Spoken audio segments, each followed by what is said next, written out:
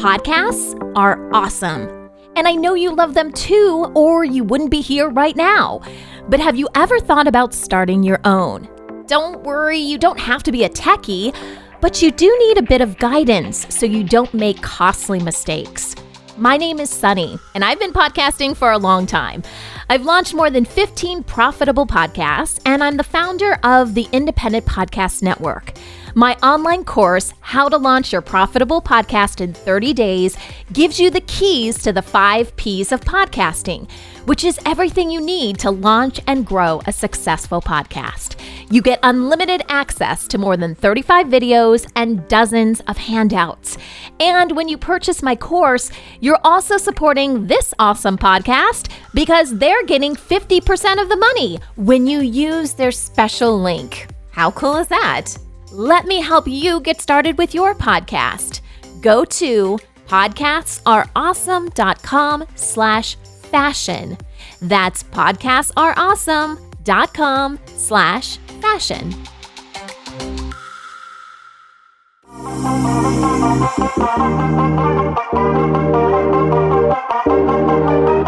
Hip hop is my style. I love hip hop culture. I love hip hop fashion.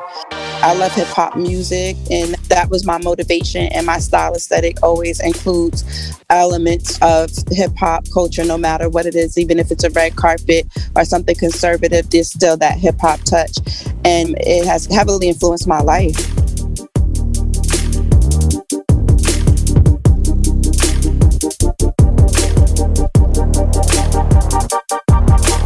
Thank you so much for tuning into this week's episode. Now it's time for my favorite segment where we get to hear from you, our listeners, about your favorite fashion moments. Thank you, Kirsten Holtz-Naeem, for creating the Black fashion space for designers and fashion aficionados, also known as a Fashion Moment podcast.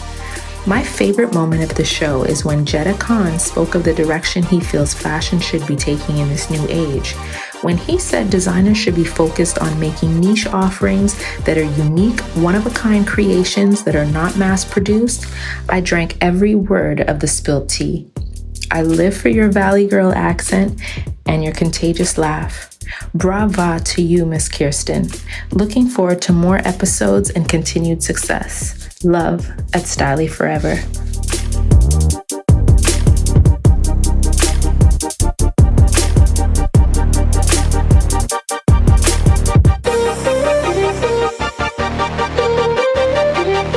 Misa Hylton is a living fashion legend who defined the hip-hop era and continues to shape fashion and culture through her creative vision.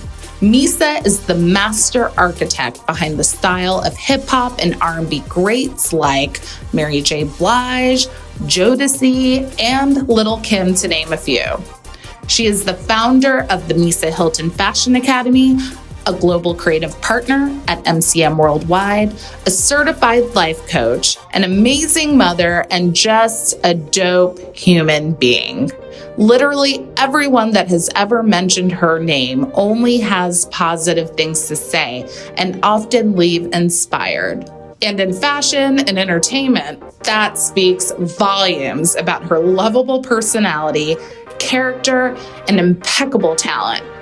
We all must bow and respect the architect of style, Misa Hylton.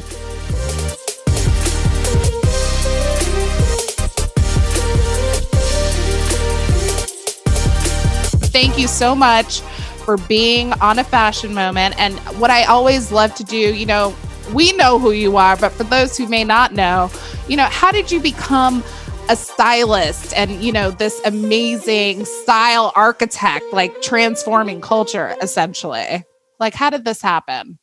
It happened pretty organically. I was at the right place at the right time, which was Uptown Records. I was dating Sean Combs in the early 90s, and he had just went from intern to A&R, and I was right there when it was time to create the image and style for Jodeci, which was his first act as an A&R. Wow. insane. Yeah. And they were just like, hey, well, first of all, you've always had fabulous style since day one. So they were like, okay, let's ask the most stylish person in the room to help these folks out. Misa, what you doing? Yeah. That is Exactly. so cool. I love it. So like, was it just like a hey, like we like what you're doing, like keep doing it? Well, yeah, well, I have been styling my friends and family since junior high school, and I used to actually do hair. I didn't have a license, but I was naturally good at hairstyling. I could cut hair, dye hair, you name it, I could do it. And so I have been, creating looks for my family members and friends since I was very young. And when I was at Uptown Records, I had a strong fashion sense and sense of style, which Andre Harrell loved. Yes, And Andre. yeah, Andre, yes. And so I was just, I would hang out at Uptown Records after school, and I was there just with the talent that was needed. So when it was time for Puffy to create the looks, I was right there, and I would help him a lot with everything, his task that he had in his new position. And so when it was time to bring this idea, which no one had done before, which was dressing R&B singers like hip hop stars. Yeah. No one had done that before. So we had to sell the idea to Andre Harrell together. And he brought me in the room for that meeting. And so that was my first experience. That's amazing. I'm curious, how did hip hop overall sort of inspire your own personal style in your life? Hip hop is my style. I love hip hop culture. I love hip hop fashion. I love hip hop music, and that was my motivation. And my style aesthetic always includes elements of hip hop culture, no matter what it is. Even if it's a red carpet or something conservative, there's still that hip hop touch, and it has heavily influenced my life. I love it. How would you define those hip hop elements? Like, what do they say? The hoop earring. Yeah. Nameplate necklace, y'all. Nameplate necklace. Yes. Nameplates, hoop earrings, gold jewelry, an element of streetwear, even if it's a dressy look, bangles, lots of them, rings, the hairstyle. Everything is Black fashion, Black culture, and hip hop culture for me.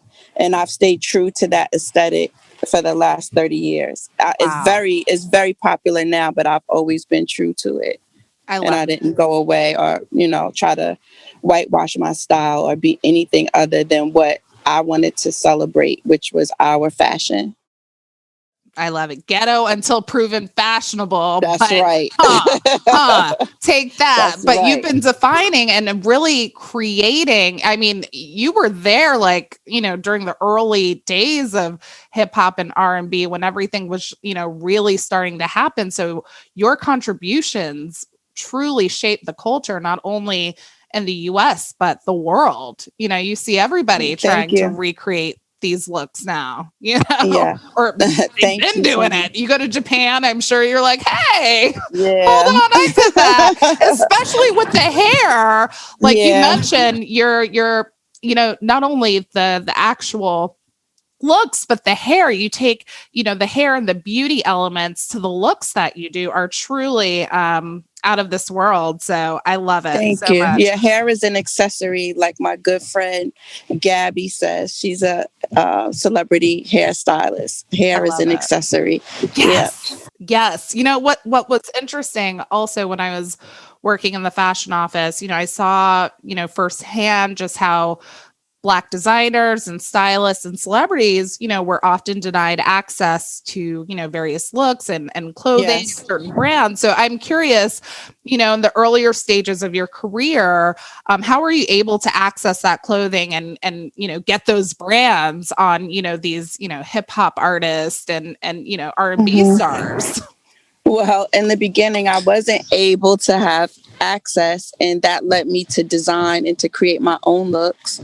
And then as my clients became, the trendsetters, and they were hot and everybody wanted to work with them, those doors did begin to open.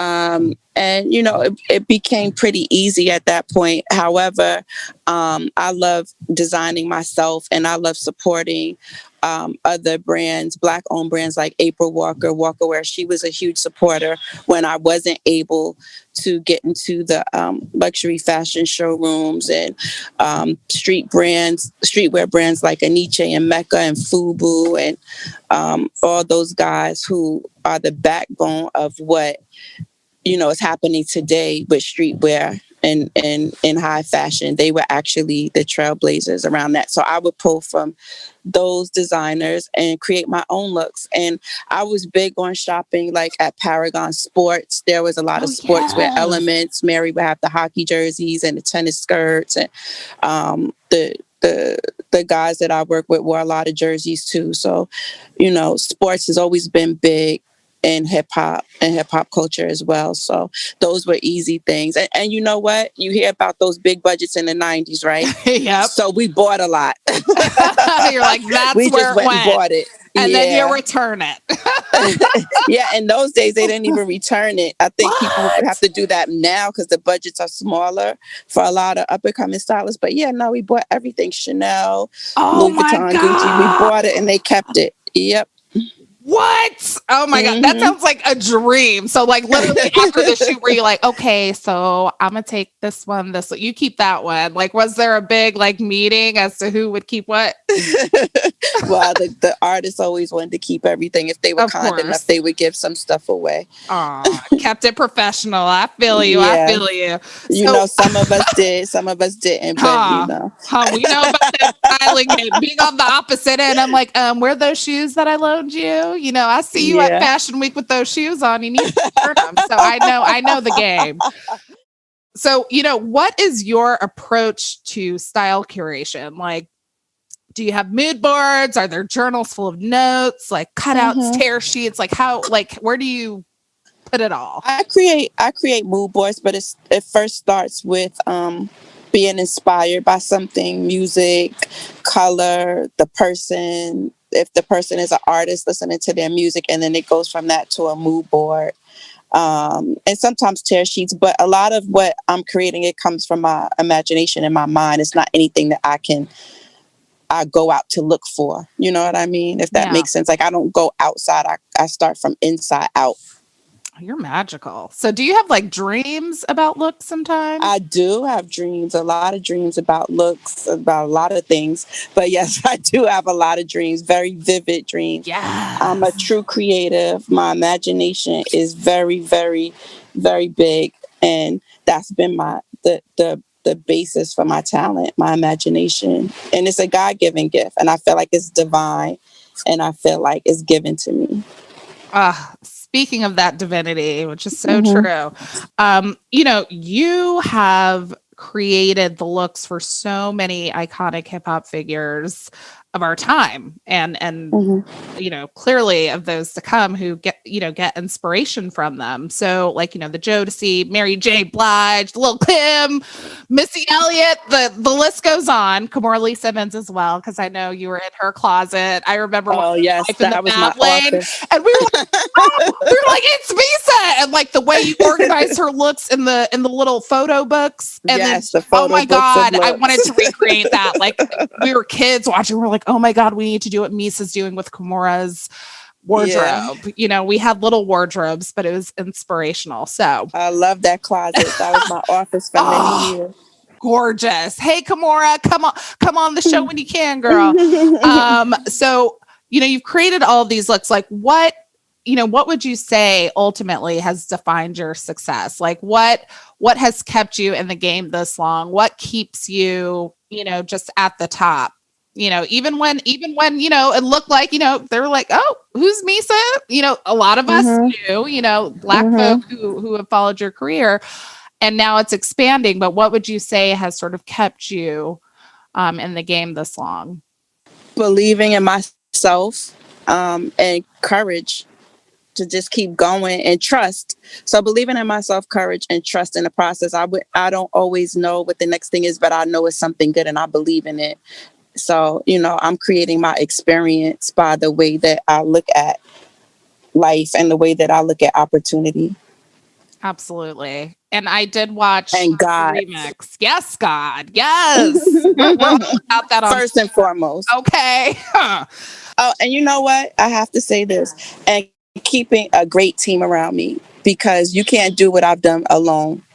Is impossible. And I've had a great team of loyal, intelligent, creative, dedicated, hardworking people that have been a huge blessing. And that has helped me to be able to keep going and to do as much as I've been able to do. Amazing. Teams are so important, y'all. Yes. Got to get one of those. Seriously. Yes, you do. I watched the remix, the documentary, which I loved. And I know Lisa Cortez. Hey girl. Hey, girl. Loved the documentary. And my Capricorn sister. Yeah. Is she a Find out. Yes, she is. Let me find out. She, just the documentary is phenomenal. I would really recommend that everyone watch it. Our whole team, I was like, you guys got to watch the documentary before the interview. There was a part in there that just really tugged at my heartstrings, like where you were just talking about, making some, the financial challenges at one point in your life, and having to sell the house and just like keep it moving. Like how do you get over those tough times? Like how did you rebuild, after those moments? Well, tough times don't last for long unless you make it last longer than it needs to. It was extremely hard at the time, but again, God and prayer and just knowing that I could get to the other side. I think once you get over not liking something, you can get to the other side of it. And so it's a process, it's steps, and it's almost like steps in healing, right? So you're mad and upset. You might beat yourself up and feel bad and allow other people maybe to make you feel a certain kind of way. And then you get up, brush yourself off and start being hopeful. And as long as you keep hope and faith in God, you can achieve anything. Anything is possible. And a whole new world opens up for you when you make that choice. So it's a decision that takes a lot of mental focus and clarity, to get out of. And looking back, it built character, and it was very necessary for me to go through that, because I emerged from that even stronger, more powerful, better. And look at everything that has happened since that point and what I'm doing now. So it speaks to what I'm saying. On fire. And okay, life coach. I hear you, life coach. I know you're a life coach as well. Yes, I'm like, let me take my notes. I'm trying. Yes, listen, Misa, I'm trying to sign up for the life coaching. So, I'm gonna have to circle back on the services. I would love to have you. I would like, yes. I'm so there, fangirling. So what advice would you give to Black designers and stylists who aspire to create in the industry now? I know there's been a lot of changes, which is phenomenal. High five, Brandis at Harlem's Fashion Row. I was just about to say, we had her on the show. We love her. She's a friend. I love Brandis. That's my girl. Yeah, she's a powerhouse. She's a powerhouse. I love her so much. Again, you got to believe in yourself and have faith, and then network. You should know who Brandis Daniels is. You should know Harlem's Fashion Row, the Black in Fashion Council. You should know who they are. There's so many amazing organizations out there now who are focused on supporting Black designers and creatives and making sure that they're not only protected, but they're getting the opportunities that they deserve. And myself as well, through education with the Misa Hylton Fashion Academy. So there's so many great organizations that are leading the way and creating space for us as Black creatives through education, mentorship, opportunity, scholarship, protection, and support. Absolutely. So how did you get tapped for this new role at MCM? Well, I don't know if it's so new now, but being the global creative partner. I mean, I was like, what? When it launched, and I saw, Lil'Kim was there at the launch, and all of your friends, everybody looked fabulous. How did that happen? Like what? Well, MCM funded the Remix documentary. The Remix Hip Hop Times Fashion documentary, and Rita Shukman, who was a VP at the time, reached out to me once I signed and came on board for the documentary, and she wanted me to create custom looks for Big Daddy Kane, Ninth Wonder, and Rhapsody. And she invited me to the office, and they were so kind. And, they opened up the doors to me. I sat with the design team, and they gave me access to every fabric, every piece of hardware. I was able to create anything that I wanted. And that's all I ever needed, was to get my foot in the door. So the rest is history. Woo! Your pieces are hot. Y'all, you guys got to check it out. And you're changing Yes, check it out up. the remix shop. Yep, check out the remix shop at mcmworldwide.com. Yes. I mean, the pieces are fire. I was like, who comes up with this? Of course, Misa does. Misa does. So, just getting back to, your creative genius, what are some of the strategies that you use to communicate, your dreams and the visions that you have to your clients, and really showing them how it would elevate who they are authentically, or, the brand presence that they hope to portray? Yeah, but it's always a co-creation, and I'm building from who they are already.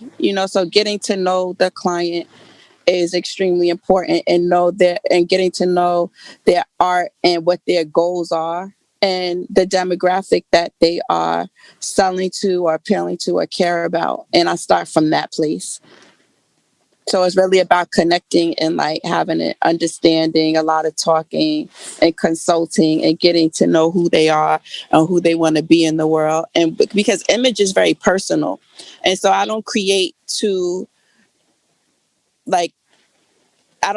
outside, and I create inside out. So it's really just a natural process. And I don't think that I'm necessarily saying to them, I want to elevate you, but more so I want to build with you, and create something that complements your artistry, or no matter what it is. I mean, I work with athletes as well, and actors and actresses, not just musicians. So it's about what their goals are at that time and what they're looking to achieve.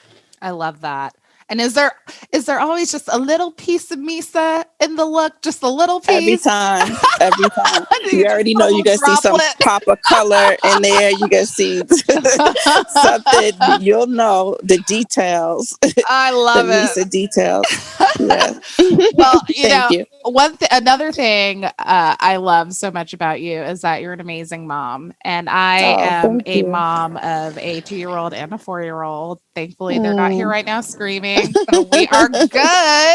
But, I'm curious, from your perspective, what would you say, like, how has motherhood helped you throughout your personal and professional journey? Because I think when it comes to management as well, like being a mom, it's just like boom, boom, boom. Like we got it together. Like from your perspective and your life, like how has it made you a better person personally and professionally?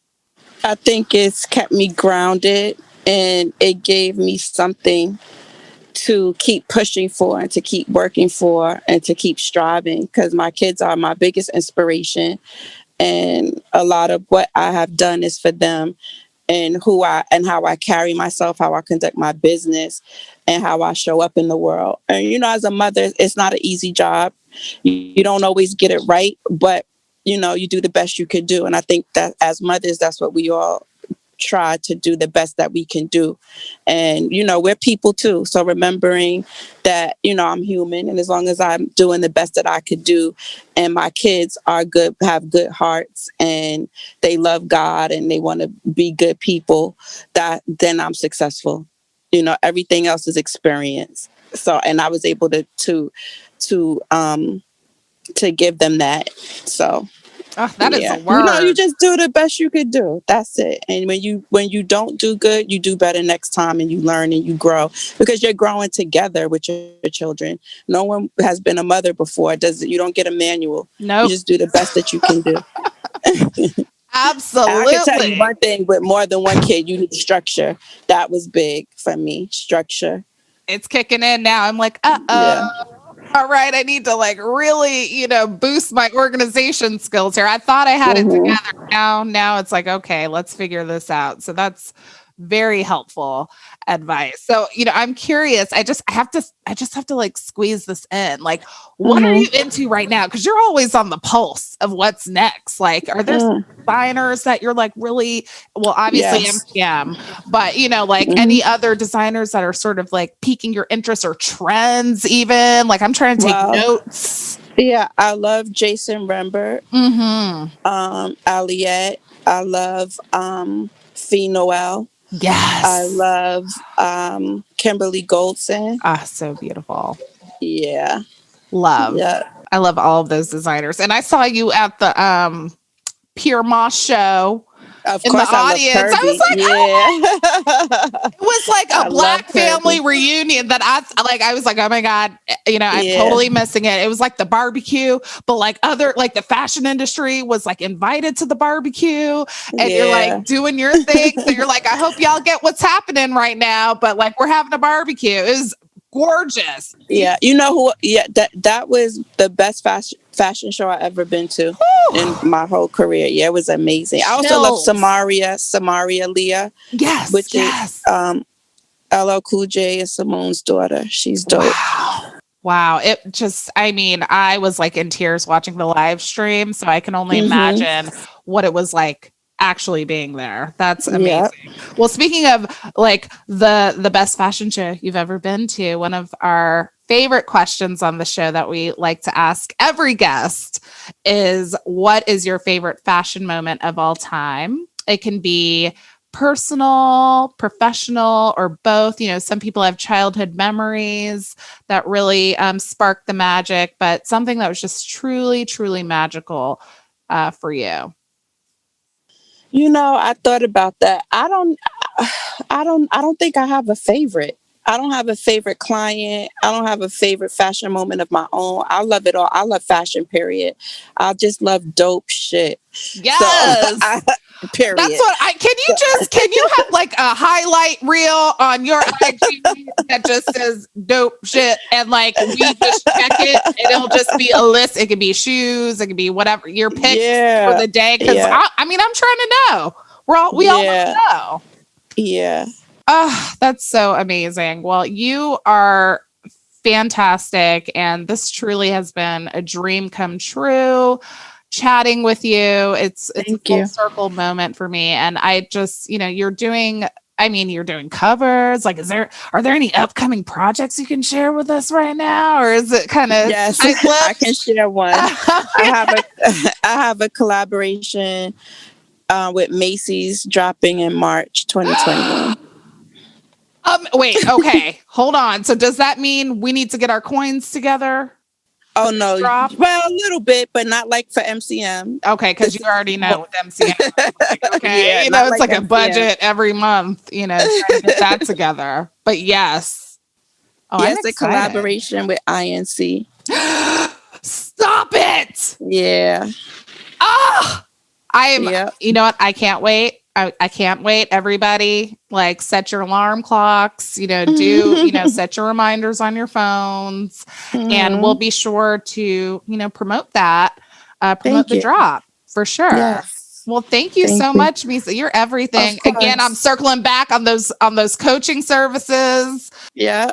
You could go right over to Misa Hylton 360 Transformation and you can book a discovery session right from Instagram.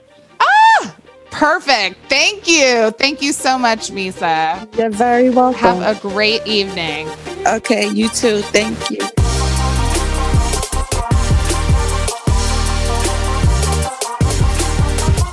Thanks so much for joining me for this week of A Fashion Moment. If you like what you hear, we'd love for you to join our community of listeners and spread the word about the show. We also want to hear from you. Share your favorite fashion moments and dream guests with us by sending an audio clip or email to afashionmomentpodcast@gmail.com. Or you can tag us on Instagram at A Fashion Moment, and you could be featured on next week's episode. And don't forget to subscribe and leave us a review and let us know what you think. Until then, see you next time for another fashion moment. Podcast production by Rebecca Rashid and John Taylor Williams. Digital media production by Megan Porras. This recording carries a Creative Commons 4.0 international license. Thanks to Patrick Patricios for their song, Hot Coffee.